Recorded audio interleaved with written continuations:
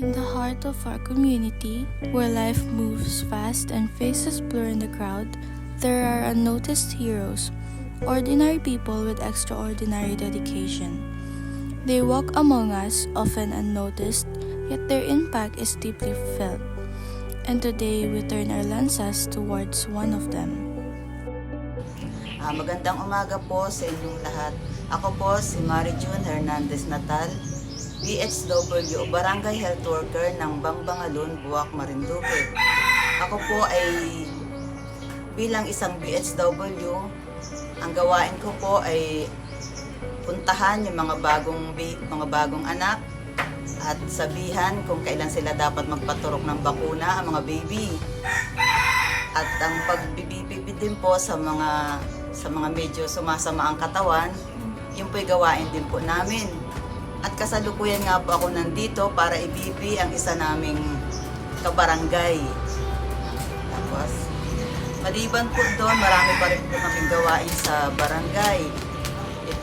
Pinapaalam po namin kung sakali po merong mga daing sila sa mga kailangan nilang mga maintenance.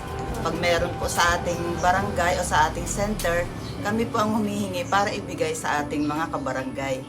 Sige po, thank you po. Okay. Our barangay health workers is more than just a familiar face.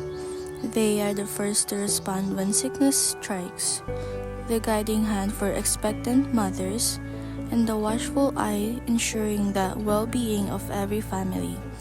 Rain or shine, they knock on our doors, carry medical supplies, and offer comfort with words and care.